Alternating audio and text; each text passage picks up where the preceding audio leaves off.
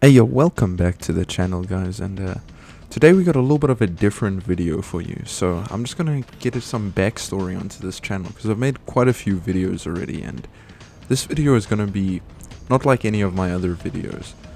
I usually like to talk about things that I really feel interest in. I don't really care about what's trending or what's hot and popping. If something is stupid and I think it's stupid, I like to talk about it. That's kind of my goal for this channel. Isn't really to pop off or trend or whatever. It's more about what I want to do. I want to make content about the things that I like to talk about, you know what I'm trying to say. And recently I haven't really found anything that was stupid enough or that I felt was cringe enough to inherently make a video about, right?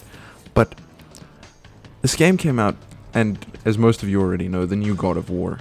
That's the gameplay in the background, so spoilers. This is pretty early on in the game, but spoilers ahead for some fights in the game. I'm not really going to talk about the story or whatever, but I decided I'm going to make a video on God of War today, because I think this game is really magnificent. It spoke volumes to me on a whole lot of different levels, and I think that I want to talk about it because this is my channel and I can decide what videos I want to make. So today's video is definitely going to be different. Maybe not as funny, maybe not as many memes or jokes or something, but I really wanted to talk about this game. So I hope you enjoy it.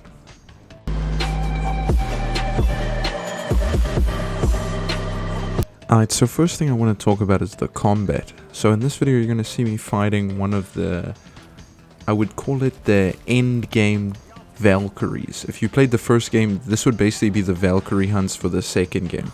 These are Berserker gravestones. This is me fighting one of the bosses from the Berserker gravestones, and honestly, it's pretty good. I would say in terms of end game content, they've definitely got a lot of variety, especially if you want to challenge yourself with like a more difficult task, if that would make sense.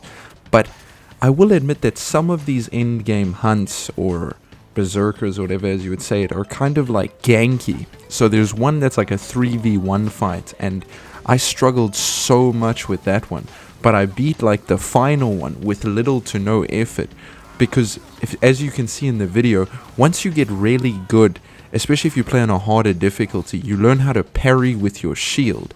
And unlike other games such as like Elden Ring or Dark Souls, you have to have really precise timing to time a parry.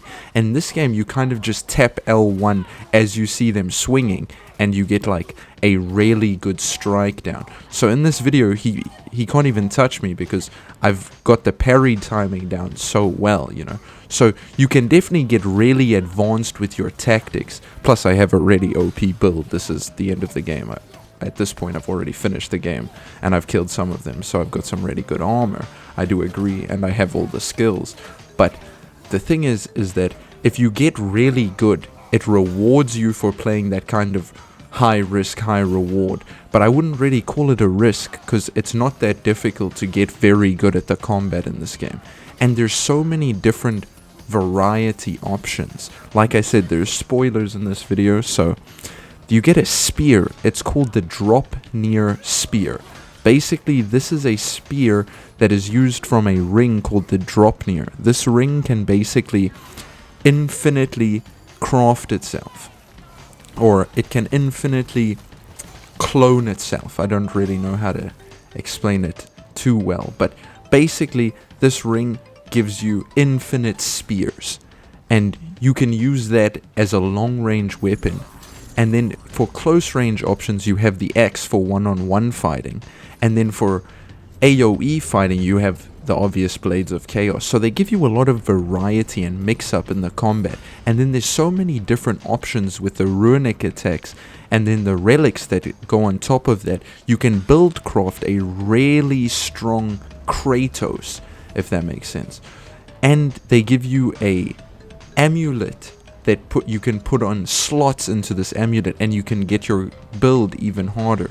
That's why I could do those Bifrost rings and so on and so such, is because I'm using the correct slots in my amulet to give me all these boosts on boosts on boost.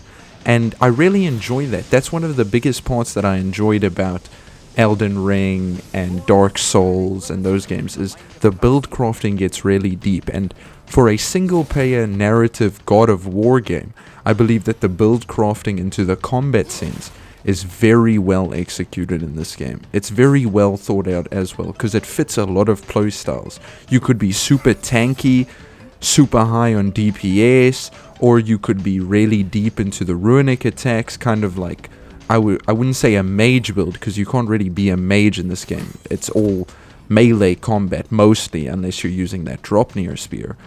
But you can get really deep into the build crafting of how you want to play the game. And I always enjoy that when a game, especially an RPG, gives you that ability to play how you want to play. So I think the combat is really well done.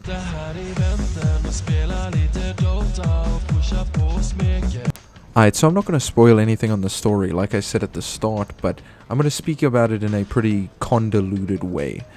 I honestly feel like it's a very subtle dance of a father and son trying their best to avoid destiny, but every choice, every step, every aspect pushes them deeper into that fate that they are trying so hard to, I would say, avoid.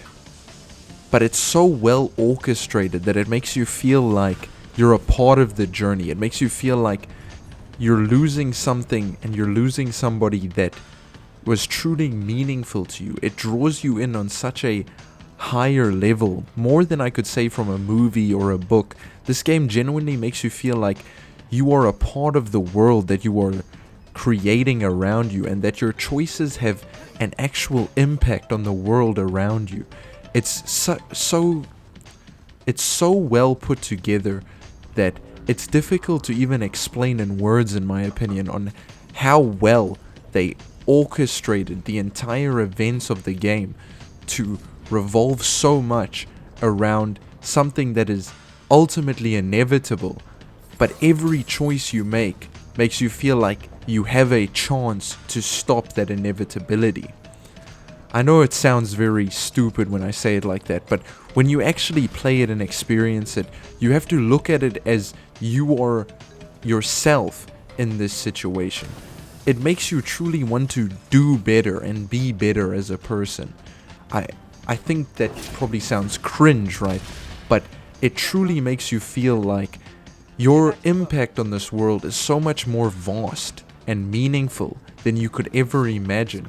And it's just the way that you perceive yourself and how others perceive you that is really impacting your decision making. God, I think I just spoke so much and yet said nothing. I said I was going to talk about it in a convoluted manner, but when you actually play the game and you experience it, you'll understand what I'm trying to say. Because I put off on making this video one more day because I got 100% in this game now, and I feel like I can never experience something that was so well done again for a very long time. It leaves you feeling that, hey, I want to go back and experience it all again, because it's so tear-jerking and so inspiring that you can't even really describe it in words on how well it's all put together.